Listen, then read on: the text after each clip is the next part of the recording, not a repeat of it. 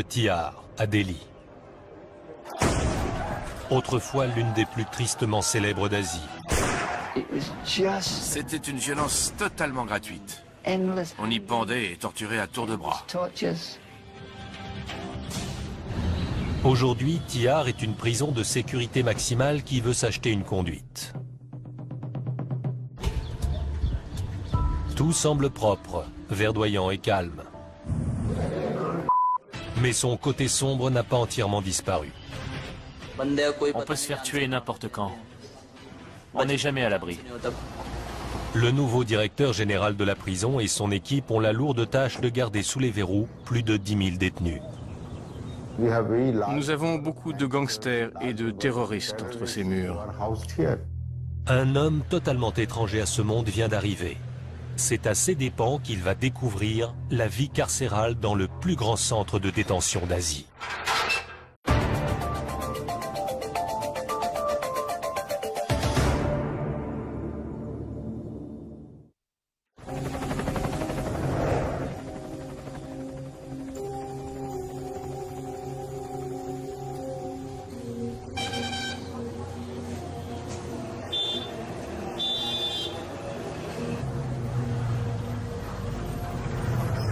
Chaque jour, l'un après l'autre, les fourgons cellulaires déversent leur flot de prisonniers.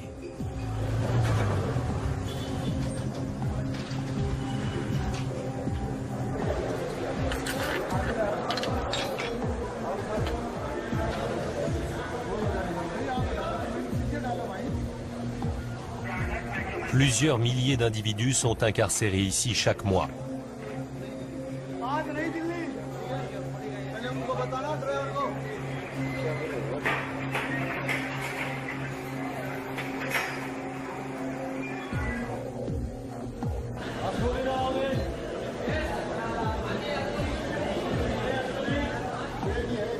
Ashir Kumar n'a encore jamais fait de prison. Arrêté pour violence conjugale et non-paiement de la pension alimentaire, il a été envoyé ici par le juge, directement du tribunal. Non. Ashir Kumar. Nom du père. Shri Arun Kumar. Métier. Je suis dans les jeux vidéo. Des cicatrices. Celle-ci. Une autre. Sur le front. Une fois les formulaires d'entrée remplis, un bilan de santé permet de détecter les maladies requérant des soins. Des addictions? Oui, docteur. Lesquelles? Alcool et cigarettes.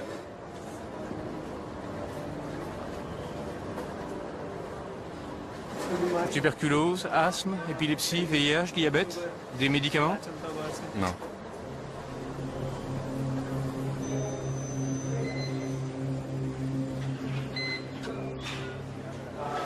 Ouvrez la bouche. Comme tous les nouveaux arrivants depuis l'ouverture de la prison en 1958, Ashir subit une fouille au corps complète avant d'être dirigé vers son bloc. J'ai déjà entendu parler de Tihar. Mais c'est ma première incarcération. J'ai un peu peur, je ne sais pas à quel genre de gens je vais avoir affaire.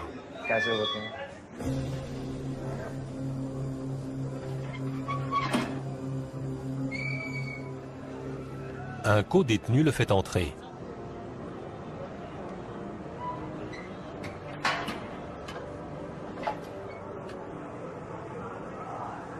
Comme le prévoit le système judiciaire indien, Ashir, dont la prochaine comparution devant le tribunal est prévue dans un mois, a été mis en détention provisoire. En attendant, il va devoir s'habituer à son nouveau domicile.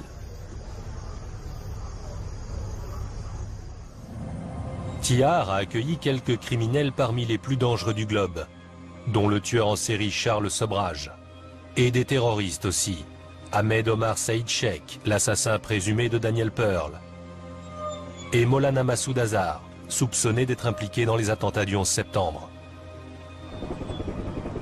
Ce complexe de 160 hectares abrite 9 secteurs séparés, 8 pour les hommes et un seul, le numéro 6, pour les femmes. Chaque secteur est divisé en quartiers comprenant chacun plusieurs blocs de cellules. Plus de 10 000 prisonniers s'entassent entre ces murs, ce qui fait de Tihar l'une des plus grandes prisons du monde. Violeurs, terroristes, assassins, trafiquants de drogue et chefs de gang se mêlent aux petits délinquants et aux criminels en col blanc. Pour les 700 employés, chaque nouvelle journée apporte son lot de difficultés.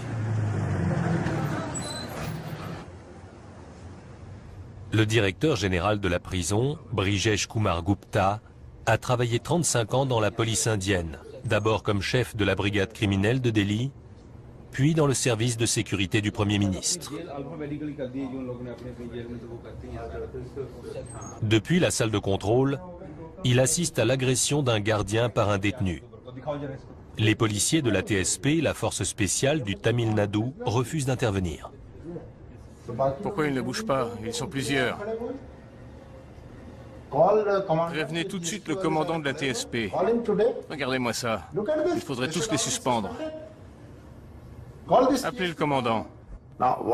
Quelle est notre mission? Elle est tout d'abord de garantir la sécurité de tous les détenus. Mais ils sont très nombreux. Nous avons en permanence 11 000 individus à notre charge. Gérer une telle masse de prisonniers est extrêmement difficile.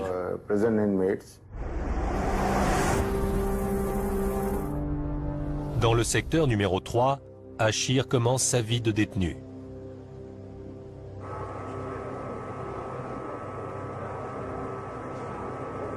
Il est 5h30, l'heure de l'appel. Debout là-dedans!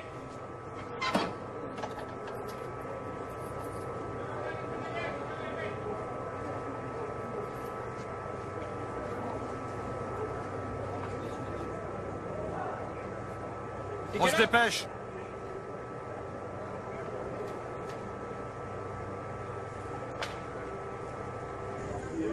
Pour Achir, cette première nuit a été particulièrement éprouvante. Quand je suis entré dans le bloc, tout le monde m'a regardé fixement.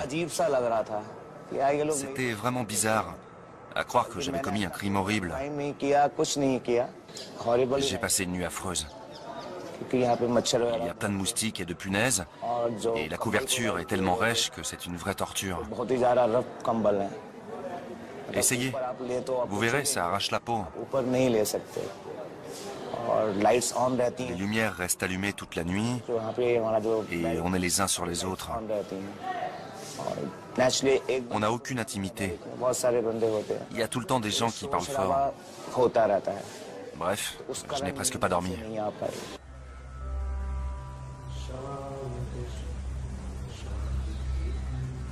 Heureusement pour Achir, l'administration pénitentiaire propose différentes activités de soutien pour les détenus.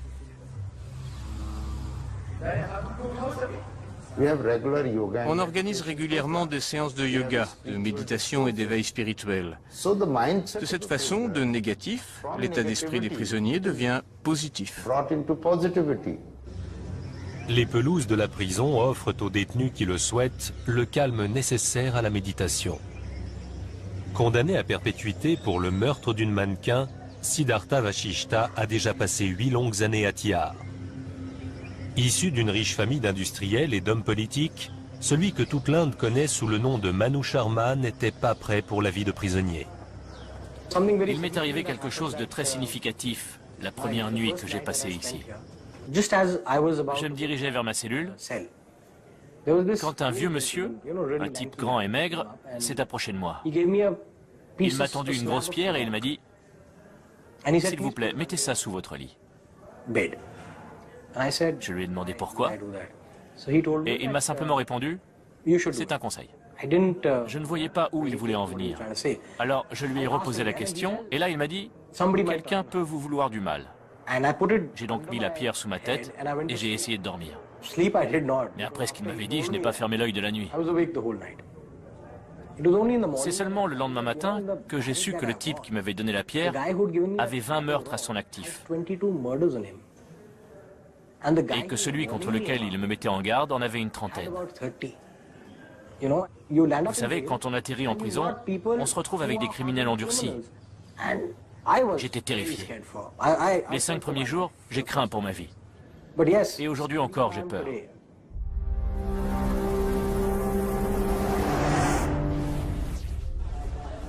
Dans le secteur 3, le Britannique Edward Joseph Ellis, arrêté pour possession de drogue, a passé 7 ans et demi à Thiar.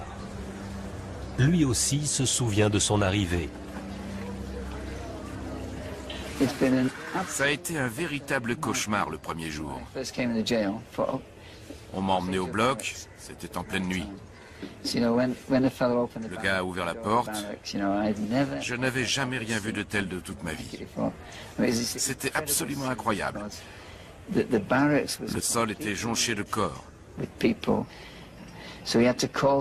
On a appelé quelqu'un et au fin fond de la pièce, on a vu un de ses corps se lever. Il a commencé à enjamber les autres corps, un par un, et il est arrivé jusqu'à nous. Après ça, il en a séparé 2 pour me faire une petite place. Et c'est là que je me suis allongé. Tête bêche, épaule contre épaule. En ce temps-là, les cellules étaient d'une saleté repoussante. Les murs étaient recouverts de 60 années de sueur accumulée. De toute cette crasse que laissent des milliers de corps qui se frottent. Il y avait des latrines, enfin soi-disant parce qu'il n'y avait pas d'eau courante. En quelques heures, elles étaient bouchées. On pataugeait dans les excréments et l'urine. C'était ça, Thiar. Tête bêche, épaule contre épaule.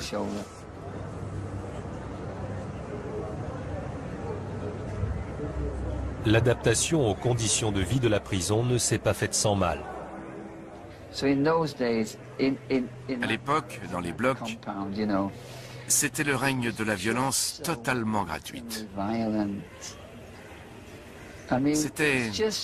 C'était indescriptible. On pendait et on torturait à tour de bras.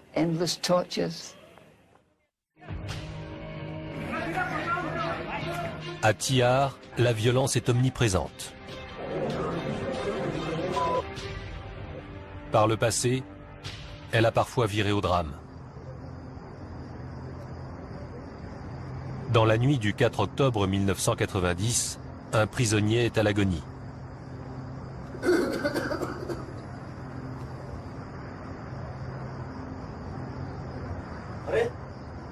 Il va très mal.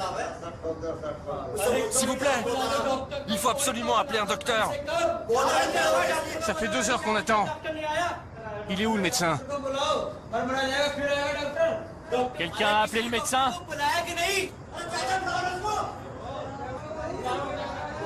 On a essayé, mais il ne répond pas au téléphone. Il viendra quand il pourra. Reculez!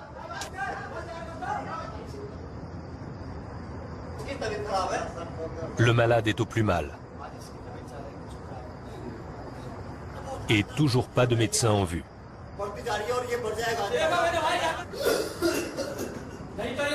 Il attend quoi? Qu'il soit mort? Il va crever, c'est sûr.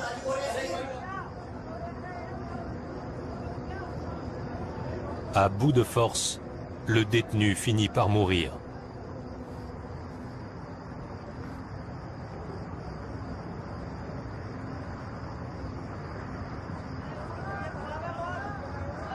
La situation peut dégénérer à tout instant.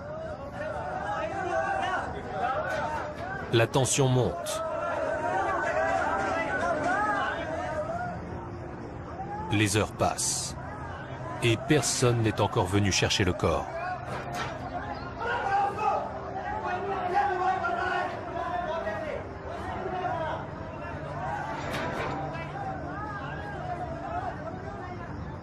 Le lendemain matin, la situation est devenue explosive.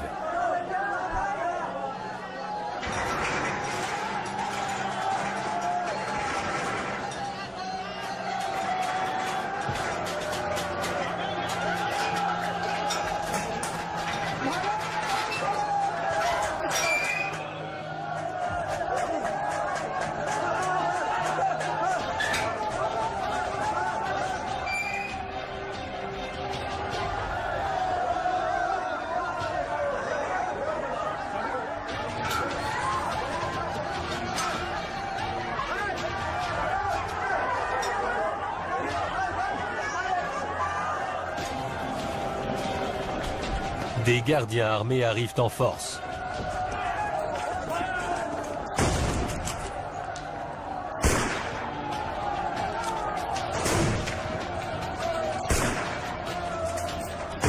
les prisonniers transforment les bonbonnes de gaz en bombes.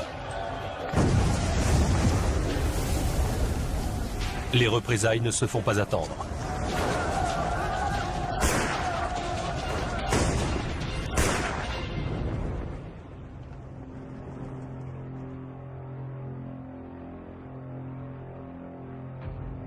Lorsque le calme revient, les cadavres de 9 détenus jonchent le sol. C'était il y a longtemps. Il y a eu une émeute et des gens ont été tués. Ça s'est passé vers 1990. Depuis 4 ans, touchons du bois, personne ne s'est évadé. La prison est considérée comme très sûre, du fait de sa configuration particulière et de sa très grande superficie. Chaque quartier est isolé par des murs de plusieurs mètres de haut. Chaque secteur est à son tour protégé. Et tout autour du complexe se dresse une grande enceinte, à plusieurs mètres des différents secteurs. Les prisonniers sont très éloignés du mur extérieur. Et les individus à haut risque sont enfermés au cœur du complexe, dans un quartier spécial surveillé par des gardes armés. Il y a donc plusieurs niveaux de protection, ce qui rend toute évasion très difficile. On peut passer 2 barrages, pas 4. À l'intérieur de chaque secteur, la sécurité est assurée par des gardiens munis de bâtons. Dans les quartiers de haute sécurité, le long des murs entourant chaque secteur et dans les allées, ce sont des militaires qui patrouillent, armés de fusils d'assaut et de mitrailleuses. Des véhicules blindés et des forces de réaction rapide patrouillent 24 heures sur 24. Malgré le renforcement du système de sécurité après une série d'évasions, les détenus rêvent toujours de s'évader.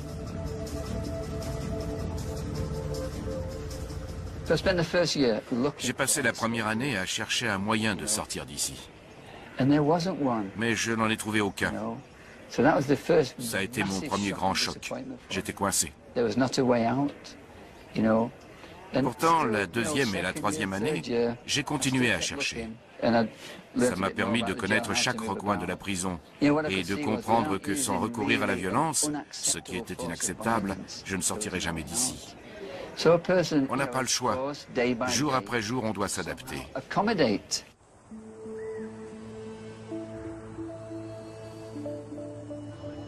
Toujours dans le secteur 3, mais dans un autre quartier, Achir s'habitue à sa nouvelle vie. Bien qu'épuisé par le manque de sommeil, il essaie de faire sa toilette. Donne-moi un récipient, j'ai besoin d'eau.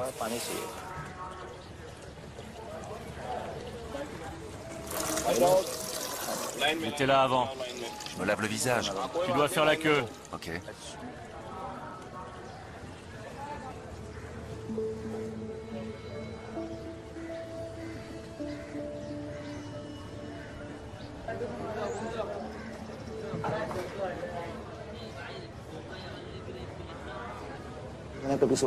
Je n'aurais jamais imaginé que ma vie prendrait cette tournure. Qu'un jour, je passerai la nuit en prison. Comme Achir, environ 80% des détenus passent actuellement en jugement dans différents tribunaux de délit et attendent ici la fin de la procédure. Jusqu'à 14 000 individus peuvent ainsi s'entasser à Tihar, dont la capacité d'accueil est théoriquement limitée à 5200 prisonniers. La surpopulation nous pose de sérieux problèmes. Quand tout est prévu pour accueillir quelques 6 000 détenus et qu'ils sont 12 000, vous imaginez les conséquences. Tout devient ingérable. Le système de sécurité, les visites extérieures, l'approvisionnement en eau, en électricité, la nourriture, les installations médicales. On est dépassé.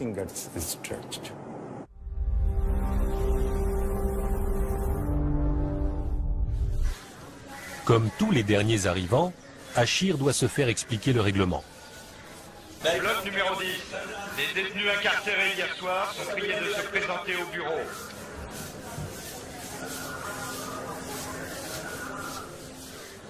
Entrez. C'est moi le responsable ici. En cas de problème, vous venez me voir. L'un de vous a déjà fait de la prison, quelque part? Non. Pas du tout. Vos familles, elles sont au courant? J'ai envoyé un SMS. Écoutez bien toutes les annonces. C'est à vous de savoir que vous avez été appelé, pas à moi. Et surtout, vous n'êtes pas autorisé à sortir de ce quartier. Le déjeuner est servi à midi.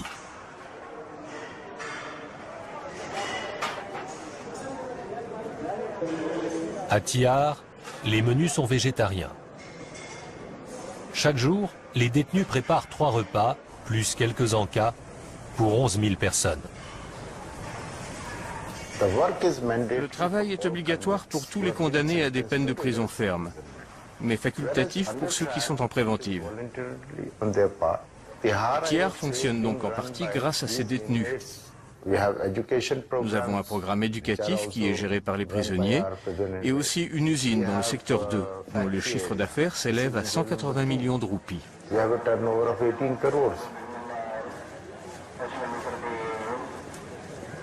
Chaque matin à 8 h, 900 détenus se dirigent vers les différents ateliers de l'usine. Ici, on fabrique entre autres du pain, des vêtements et des meubles. Contrairement à Achir, qui est en détention provisoire, Manu Sharma est contraint de travailler. Depuis son arrivée, grâce à ses talents de gestionnaire qui ont autrefois rapporté des millions de dollars à sa famille, il a triplé le chiffre d'affaires de l'usine. Aujourd'hui, il consacre sa journée à l'atelier de menuiserie.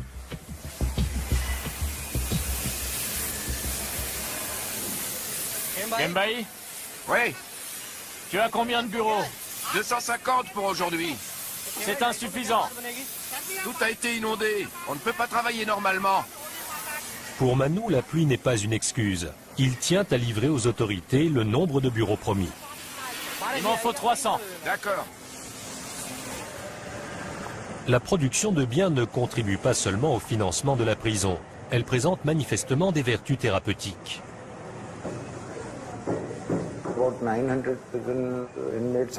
Pendant qu'ils travaillent, ces 900 détenus ont l'esprit occupé. Ça les tient éloignés des mauvaises pensées. À leur arrivée, les gens sont extrêmement négatifs. C'est ce qui explique leur comportement délictueux.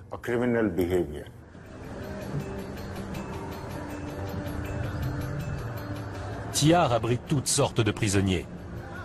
Si la plupart ont commis des délits mineurs, certains sont des criminels endurcis.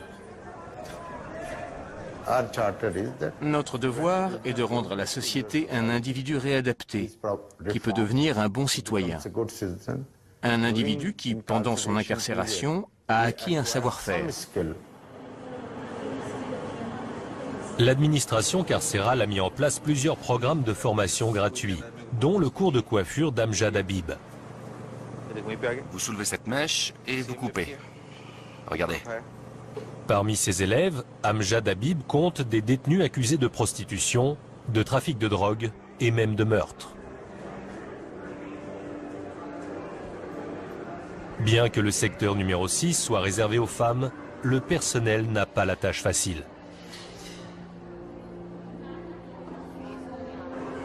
Ces enfants, que leurs mères sont autorisées à élever en prison jusqu'à un certain âge, offrent une image rassurante. Pourtant, ici aussi, la violence existe.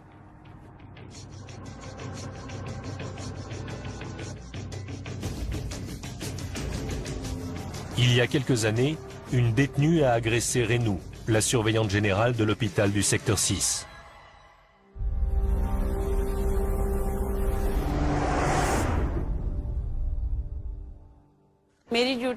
J'étais de service ce jour-là.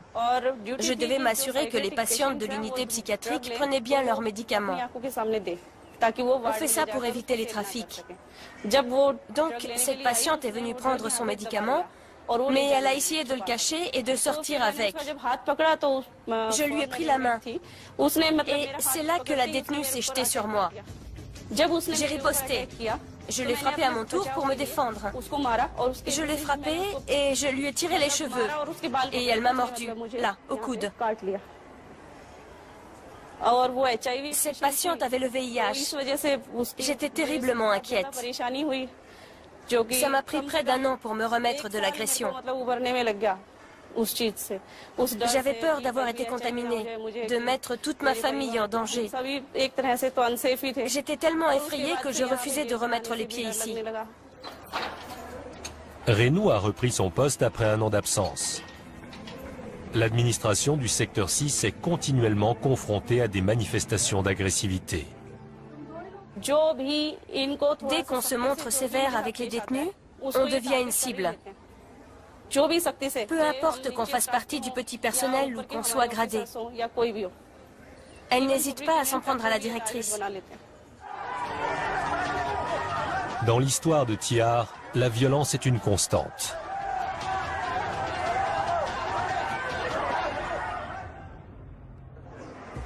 Heureusement, la nouvelle politique carcérale prévoit d'éloigner les détenus comme Ashir des plus dangereux criminels. Ashir Kumar, fils d'Arun Kumar. Tu as de la visite. Pour Ashir, c'est une excellente nouvelle. Mon frère est venu avec un ami. Il a sûrement eu mon message d'hier. Ashir a beau être nouveau ici, il a vite capté l'ambiance. Les policiers nous ont tous fait déshabiller pour la fouille. Ils m'ont pris l'empreinte du pouce pour leur fichier informatique et ils m'ont même brutalisé. Quand tu n'as jamais été en prison, ça te fait un sacré choc. Tu te demandes quand on va te briser les genoux.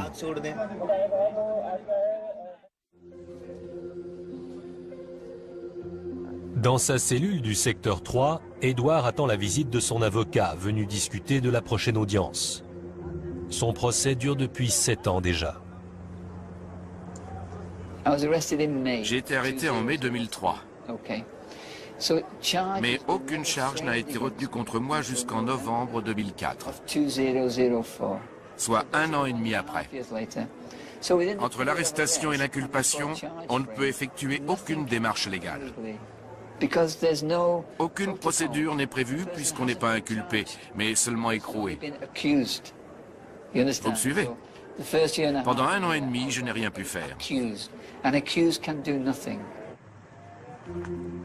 Edouard a été accusé de possession de drogue et de transfert illégal de devises. Durant les premiers mois de son procès, un avocat a insisté pour assurer sa défense. Tous les 14 jours, je me retrouvais au tribunal pour m'entendre dire que l'affaire était renvoyée à 14 jours. Et pendant 3 ou 4 mois, un avocat est venu m'aborder à chaque audience. Il me disait « Je suis un grand professionnel, je peux vous faire libérer sous caution dans 6 à 8 semaines. » Je me suis laissé avoir. Il a commencé par me réclamer 30 000 roupies pour étudier le dossier. Après ça, il m'a demandé entre 70 et 90 000 roupies. Je lui ai donné ce que j'avais, 75 000 roupies, en passant par le Haut-Commissariat britannique. Puis, il a exigé 200 000 roupies pour me faire soi-disant libérer sous caution. Je lui ai demandé combien ça me coûterait au total, et là, il m'a annoncé 3 millions. J'ai su après qu'il appelait ma sœur au Canada et qu'il lui disait « Il dort à même le sol, on le torture, il n'est pas costaud, il va en prendre pour 20 ans, il ne tiendra jamais. Envoyez-moi de l'argent, je suis le seul à pouvoir le sortir de là. » Un stratagème très simple qu'utilisent tous les avocats véreux. Et ils n'arnaquent pas que les étrangers, ils s'en prennent aussi aux Indiens.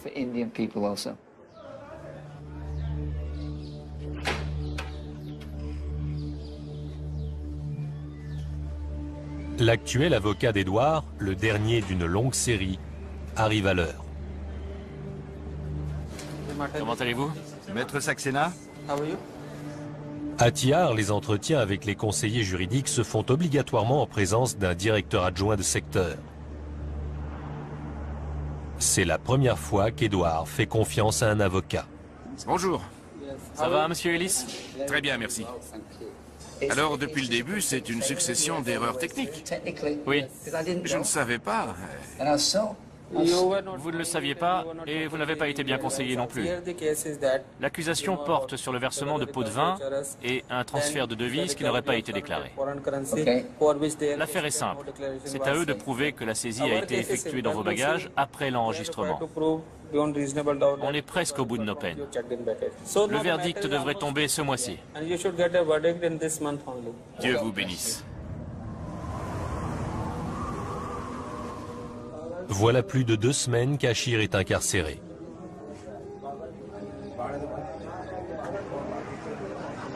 Sa prochaine audience au tribunal est également prévue pour bientôt. Je broie tout le temps du noir. Alors je joue. Au ping-pong par exemple. Ça me calme, ça m'occupe. Mais je suis inquiet pour le 29. Pour le moment, je n'ai aucune idée de ce qui va se passer.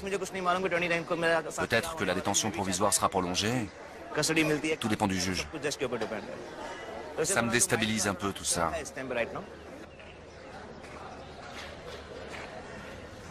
Dans le secteur 2, mitoyen de celui d'Achir, Adbir Singh est quant à lui en procès depuis 14 longues années.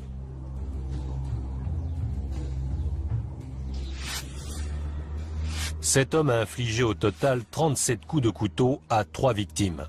Choqué par ces crimes brutaux, épouvantables et diaboliques, la justice l'a condamné à mort. Quand on m'a lu le jugement, j'ai cru que le sol se dérobait sous mes pieds. Mon corps était comme paralysé. J'avais la gorge sèche et je me suis mis à pleurer. Je ne pouvais plus réfléchir. J'étais hagard.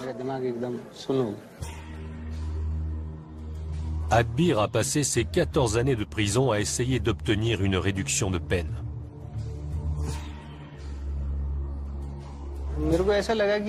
J'ai d'abord fait appel devant la haute cour, dans l'espoir de me faire entendre. Mais ça n'a rien donné. Je me suis alors tourné vers la Cour suprême et la procédure a duré près de 4 ans. J'étais sûr à 100% que ma condamnation à mort serait commuée en peine de prison à perpétuité. Mais à son grand désarroi, la Cour suprême rejette son pourvoi et confirme le verdict.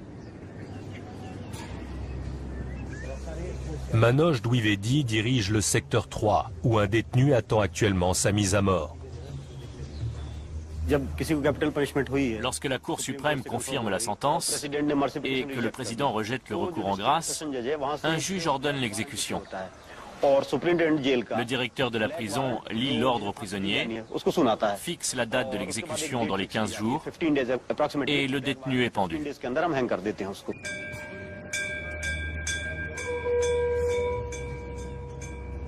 Adbir est bouleversé par l'échec de son appel. Tout à coup, un matin, vers 8 heures, je dormais encore. Mes amis sont venus m'annoncer que la Cour suprême avait rejeté mon pourvoi. Je m'en souviens encore. C'était un mardi. Ça m'a fait un choc. Et depuis ce jour-là, je n'ai plus envie de rien. Avant, j'avais bon appétit. Maintenant, je me contente d'un peu de thé.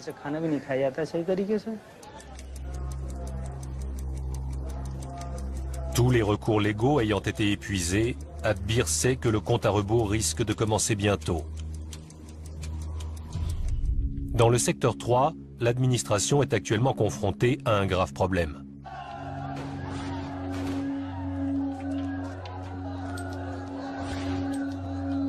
Car la violence a encore frappé. Une guerre de gangs a éclaté et une victime s'est retrouvée à l'hôpital.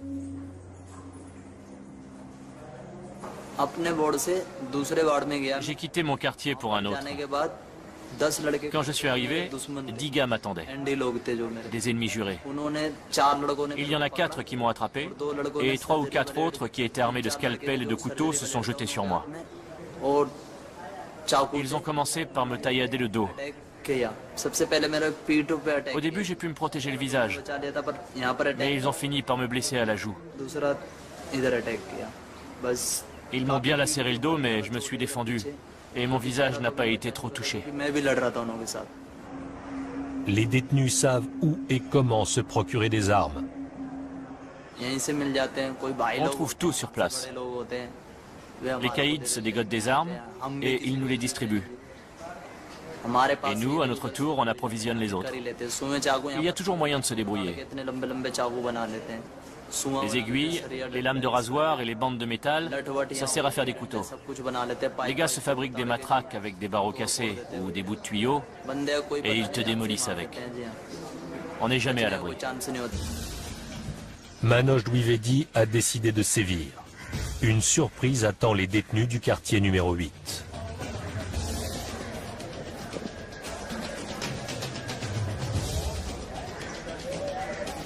Cette zone de haute sécurité du secteur 3 abrite de redoutables terroristes et gangsters, surveillés 24 heures sur 24 par des gardes armés.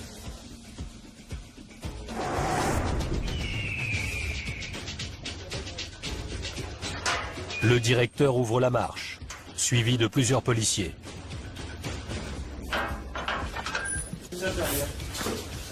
Sortez! C'est quoi ça? Fouille corporelle. Les autorités sont à l'affût des trafics dangereux. On a nos propres services de renseignement. En fait, ce sont les détenus eux-mêmes qui nous informent de ce qui se passe. On les surveille de près et, de temps en temps, on effectue une fouille surprise. La cellule est passée au peigne fin. C'est du sel?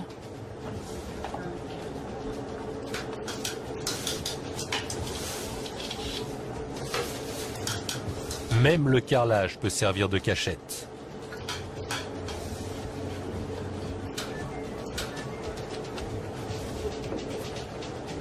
C'est quoi? Des herbes médicinales. C'est ok, c'est une demande. La fouille porte enfin ses fruits. C'est interdit. On peut crever un œil avec ça. Tu l'as piqué chez le tailleur? Tu te crois où? On a trouvé une aiguille. C'est une arme ultra pointue. En l'attachant à un manche en bois, il se fabrique une arme grande comme la main. Il l'utilise comme une lame de rasoir pour taillader les joues, pour couper les paupières et même égorger quelqu'un.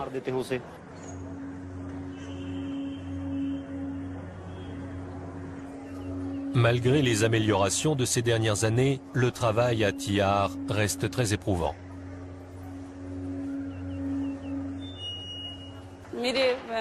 Ma famille s'inquiète pour moi. On n'est jamais en sécurité ici. Si on prend les détenus sur le fait, ou que simplement on monte le ton, elles jurent de se venger, de nous gâcher la vie, en prison, mais aussi à l'extérieur. Elles menacent même de nous tuer parfois.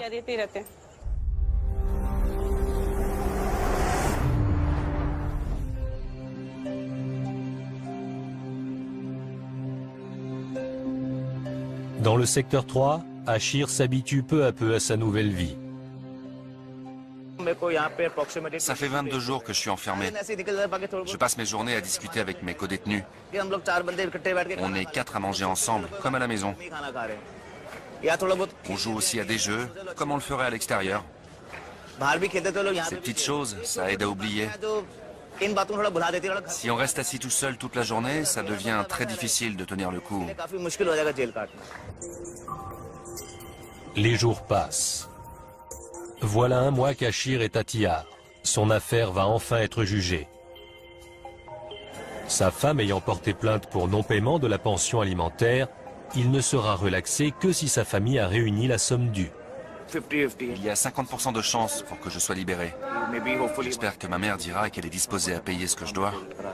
Mais encore faut-il que l'argent soit disponible. Je n'ai pas parlé avec elle. On verra ça au tribunal.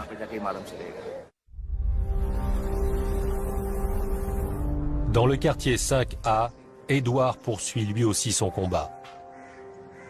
Mais ce dernier s'annonce ardu, et il le sait. J'en ai peut-être encore pour 1, 2, 3 mois, 1 an, 5 ans, je n'en sais rien. On me dit que c'est bientôt terminé, mais comment savoir?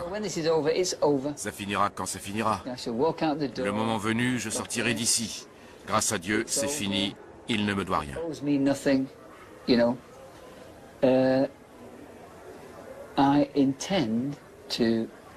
J'ai la ferme intention d'exploiter toutes les voies légales disponibles. Je compte bien obtenir réparation pour mon incarcération ici, pour toutes les horreurs que j'ai eues à subir, et pour les épreuves et les souffrances effroyables endurées par ma famille.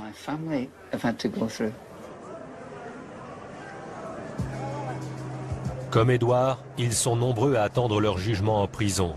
Et Tihar se voit contrainte de gérer une population carcérale 2 fois trop importante. Le directeur général, Brijesh Kumar Gupta, supervise les travaux d'agrandissement. Grâce au nouveau complexe, notre problème de surpopulation sera complètement réglé.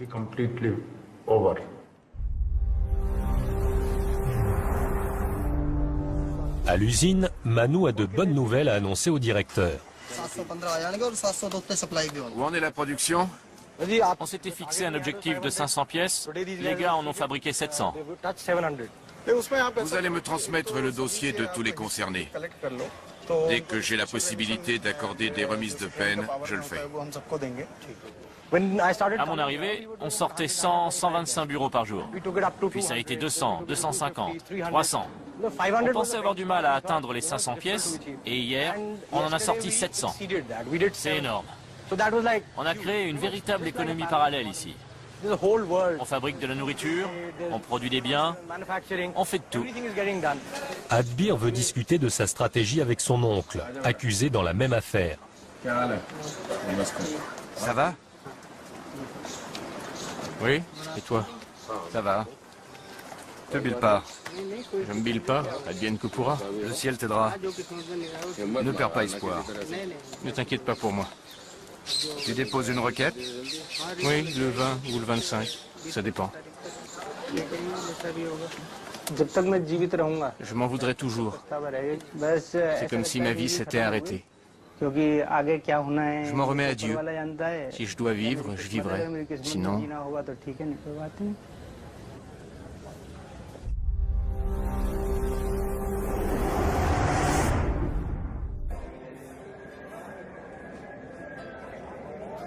Un mois après son arrivée à Tihar, Achir est enfin libéré. Je suis rassuré et très heureux de rentrer chez moi.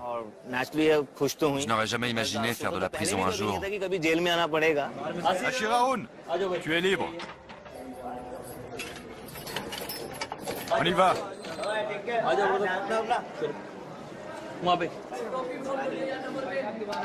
Ne nous oublie pas. Jamais. Non, Achir Kumar.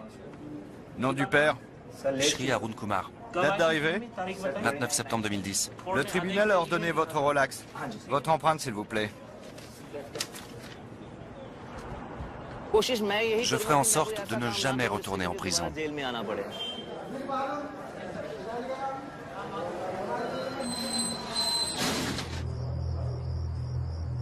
Chaque jour, ils sont environ 200, comme Achir, à marcher vers la liberté. Et à peu près le même nombre à faire le chemin inverse. En attendant l'achèvement du nouveau complexe, des milliers d'hommes et de femmes continueront de vivre et de travailler dans l'effroyable promiscuité de la plus grande prison d'Asie.